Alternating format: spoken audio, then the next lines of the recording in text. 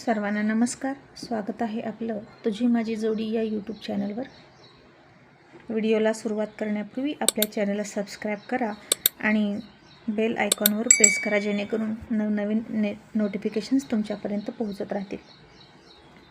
चला तर वळूया आपल्या स्टोरीकडे. इयत्ता तिसरीत शिकणाऱ्या पुष्पाचं दप्तर आता घरासमोरच्या हौदात चंद्रभाननं टाकलं आणि तिची पुस्तकं भिजत होती आणि पुष्पा खूप रडत होती.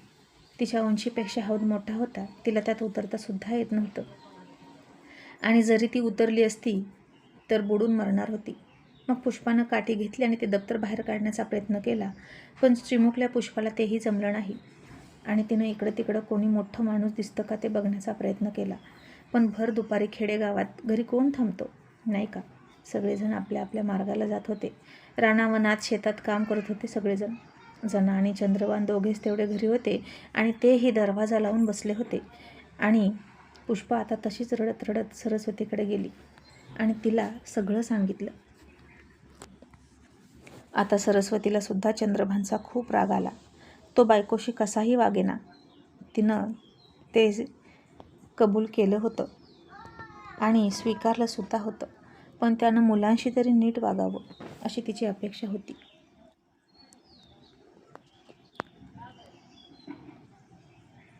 बायकोसाठी नका का काही करेना, पण मुलांसाठी तरी त्यानं काहीतरी करावं असं तिला वाटायचं.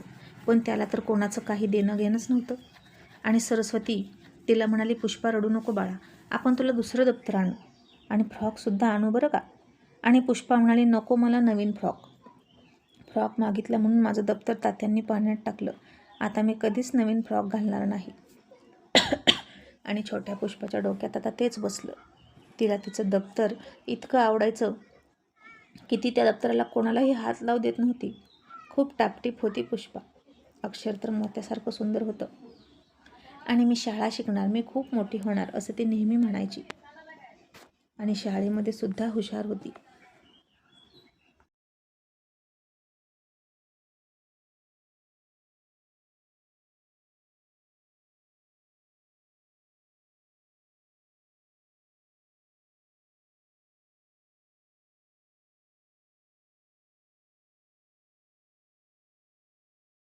आणि मग पुष्पा म्हणाली, आई मी 5 पोती गोळा केलेत शेणकुट्याचे, त्यातूनच मी नवीन पुस्तक वह्या घेणार.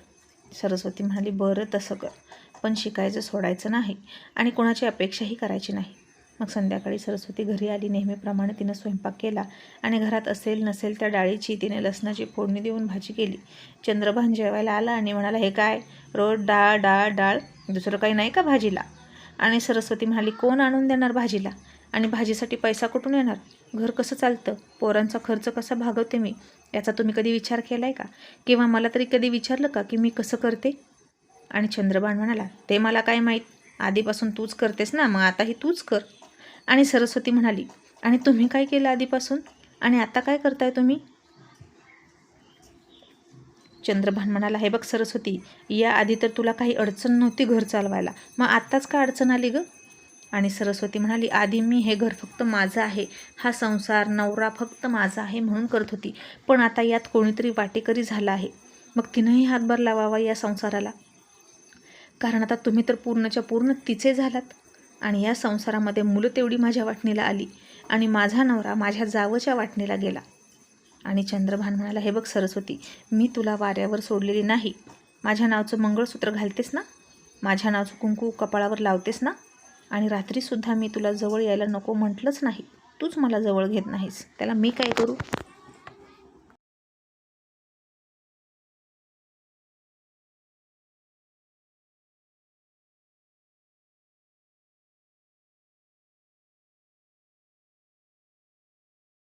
आणि सरस्वती म्हणाली, मी माझ्या गळ्यात मंगळसूत्र घालते आणि माझ्या कपाळावर कुंकू लावते, ते माझ्या नवऱ्याचं नाहीच. नीट ऐका, हे मंगळसूत्र आणि हे कुंकू माझ्या मुलांच्या बापाच्या नावाचं आहे. तुमचा आणि माझा नवरा बायकोचा संबंध संपला. आता फक्त तुमच्याकडून एवढीच अपेक्षा आहे की माझ्या मुलांचा बाप म्हणून तरी त्यांच्याशी नीट वागा, त्यांची थोडी तरी जबाबदारी घ्या. आज तुम्ही पुष्पाचं दप्तर पाण्यात टाकलं, हे चांगलं नाही केलं. त्या पोरीच्या डोक्यातून आयुष्यभर ते जाणार नाही आणि आता ती कधीच नवीन कपडा अंगाला लावणार नाही, बघा तुम्ही. इतका तो प्रसंग तिच्या जिव्हारी लागला आहे. आणि चंद्रभाननं ते ताट बाजूला सरकवलं आणि म्हणाला, मला नको तुझं जेवण.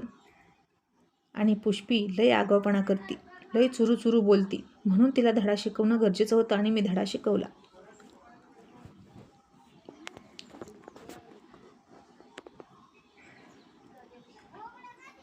आणि सरस्वती हे सगळं ऐकून म्हणाली, स्वतःच्याच मुलांना धडा शिकवण्याचे धडे हल्ली तुम्हाला कोण देतं आणि कोण तुमचं कान भरतं हे चांगलंच कळतंय मला. आलंय माझ्या लक्षात. आणि बघा ना, तिला बुगड्या घेण्यासाठी तुमच्याकडे पैसे आहेत, तिला पैठणी आणण्यासाठी सुद्धा पैसे आहेत, आणि स्वतःच्या मुलीला एक फ्रॉक घेण्यासाठी पैसे नाहीत. 2 वर्ष झालं तुमच्याकडे पैसे नाही आले का? किती आश्चर्याची गोष्ट आहे ना. तुम्ही माझ्याशी कसंही वागा, पण मुलांच्या नजरेतून तरी उतरू नका. इतकंच माझं सांगणं आहे. मी तुमच्याकडून काहीच अपेक्षा केली का? नाहीच केली. मी तुम्हाला पूर्ण स्वातंत्र्य दिलं आहे आणि लग्न झाल्यापासून तुमच्या कलाकालानं घेतलं. मग तुम्ही माझं इतकं पण नाही ऐकणार का? तशी जना फोडणी टाकत पुढे आली आणि म्हणाली, म्हणजे नक्की तुला काय म्हणायचं आहे गं? मी पोरांविरोधात फुगवते यांना असं म्हणायचं आहे का तुला?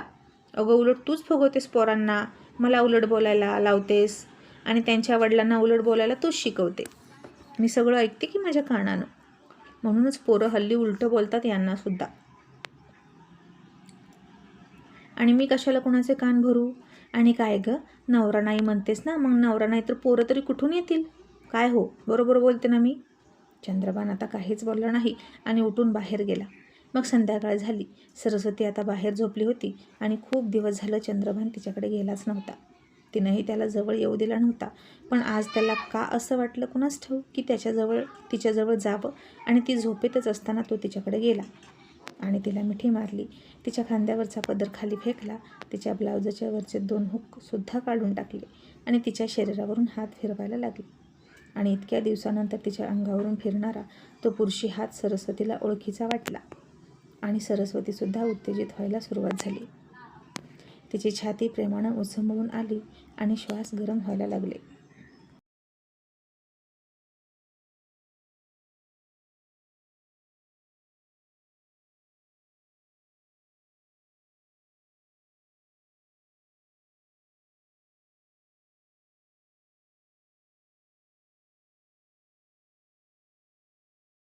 आणि तिला तर कल्पनाही नव्हती की चंद्रभान आता अशा प्रकारे जवळ येईल. आणि त्यानं आता सरस्वतीच्या ओठांवर ओठ टेकवले, बोटात बोटं गुंफली आणि तिचं चुंबन घ्यायला सुरुवात केली. तसं सरस्वतीने डोळे उघडले. ती भानावर आली आणि तिने त्याला दूर ढकलला आणि तिच्या छातीवरचा पडलेला पदर तिनं खांद्यावर टाकला आणि म्हणाली, तुम्ही इथे कशाला आलात? तुम्ही जा इथून. चंद्रभान पुन्हा तिला पकडून अंथरुणावर झोपवत म्हणाला, सरस्वती अगं असं काय करतेस? नवरा आहे मी तुझा. मी तुला सांगितलं की मी तुझ्यावरही प्रेम करतो, मग तू मला का दूर ढकलतेस? तुलाही नवऱ्याची गरज आहे सरस्वती, लक्षात ठेव. सरस्वती पुन्हा उठून बसली आणि रागात म्हणाली, तुम्हाला आहे का बायकोची गरज? आधी ते सांगा. चंद्रभान म्हणाला, बायकोची गरज आहे म्हणून आलोय ना. तुझी तळमळ व्यथा मला दिसते, तुझ्या डोळ्यातले अश्रू मला दिसतात सरस्वती. मी तुला विरह सोस असं म्हणतच नाही. आणि सरस्वती म्हणाली, नाही, तुम्हाला बायकोची गरज नाही. सध्या तुमची गरज दुसरीच कोणीतरी भागवते, मग मी कशाला लागते तुम्हाला? आणि मी तळमळते वगैरे असं काहीच नाही बरं का. मी जशी आहे तशी ठीक आहे. आणि चंद्रभान म्हणाला, ठीक आहे म्हणजे कशी आहेस? तुझ्या डोळ्यात दिसतं मला, तुलासुद्धा प्रेम हवं असतं, पण तू बोलत नाही. आणि हे काय सरस्वती, तुझ्या कानातलं डूल कुठे आहे? आणि सरस्वती म्हणाली, तुम्ही मला प्रेम द्यायला आलात ना, मग एक मागू का? चंद्रभान म्हणाला, काय? ती म्हणाली, 1000 रुपये वाण्याची उधारी भागवता का? या घरात सगळं साहित्य मीच आणते, सगळ्यांना मीच खाऊ घालते, आणि हे सगळं मी कसं करते असंही कोणी विचारत नाही. कुठून आणू मी इतका पैसा? आणि वाण्याची उधारी भागवण्यासाठी सुद्धा पैसे नाहीत माझ्याकडे, आणि म्हणून मी माझ्या कानातलं एक डूल त्याच्याकडे ठेवलं.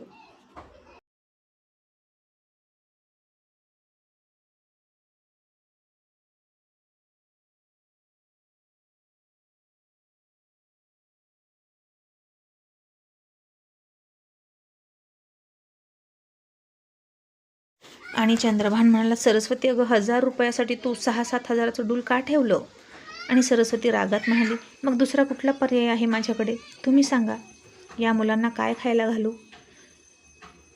की स्वतःला कापून खाऊ घालू ते मला सांगा. आधी तुम्ही फक्त माझे होता, त्यामुळे मी आनंदानं सगळं करायचे, तुमच्यासाठी माझा एक ना एक दागिना मोडला मी, आणि मला काय मिळालं तर फसवणूक. मग आता का आलात माझ्याकडे? नका येऊ, जा तुम्ही, तिच्याकडेच जा, मला तुमची गरज नाही.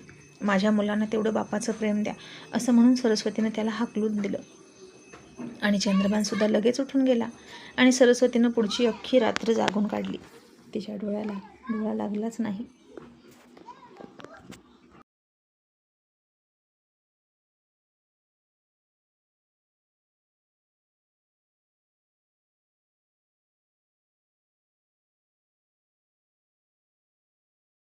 आणि पुष्पा सारखी म्हणायची आईला, आई तुझ्या कानात एकच डूल का आहे ग? तुझा चेहरा अजिबात व्यवस्थित दिसत नाही. आई दुसऱ्या पण कानातलं डूल घाल की ग. मग 2-4 दिवसांनी सरस्वतीकडे 1000 रुपये जमले आणि ती दुकानदाराकडे गेली आणि म्हणाली, दादा हे घ्या तुमचे 1000 रुपये आणि माझं डूल द्या. आणि तो दुकानदार म्हणाला, सरस्वती अक्का अगं काही मस्करी करतेस का? सरस्वती काहीच न कळून म्हणाली, का काय झालं? आठवतं ना मीच तुमच्याकडे माझं डूल दिलं होतं, बेसन घ्यायला आले होते त्या दिवशी. 15-1 दिवस झाले त्याला, आणि पैसे दिल्यावर घेऊन जाते असेही म्हणाले होते. मग आणले ना मी पैसे, द्या माझं डूल.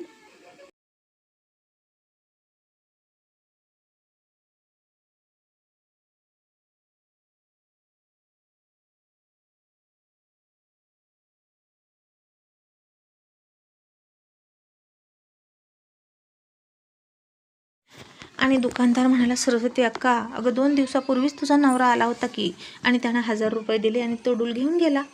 आणि हे ऐकून सरस्वतीला धक्काच बसला. आणि चंद्रभाननं 1000 रुपये देऊन 6-7 हजाराचं ते डूल खिशात घातलं होतं. आणि आता सरस्वती त्याची वाट बघत होती. पण ते पैसे संपल्याशिवाय चंद्रभान आता घरी येणार नव्हता. आणि त्याला काय करावं हेच तिला कळेना. कुठून कुठून तो सरस्वतीवर दरोडा टाकत होता काय माहीत. आणि सरस्वती घरी आली आणि पुष्पा म्हणाली, आई कुठे आहे तुझं दुसरं डूल? घाल ना, म्हणजे छान दिसशील. तिची मुलंसुद्धा म्हणाली, हो आई घाल ना गं डूल, एका डुलामुळे ना तू छान नाही दिसत. आणि सरस्वतीनं आता दुसऱ्या कानातलंही डूल काढलं आणि साखरेच्या डब्यात फेकलं. आणि म्हणाली, एका डुलामुळे मी चांगली दिसत नाही ना, मग आता चांगली दिसते ना. आणि तुमची आई खूप सुंदर आहे, हो की नाही? तिला दागिन्यांची अजिबात गरज नाही. आणि आता तिनंही मुलांना तिची परिस्थिती कळली आणि तिला मिठी मारली. आणि चौघंही मायलेकरं आणि ती चिमणी पाखरं खूप खूप रडायला लागली.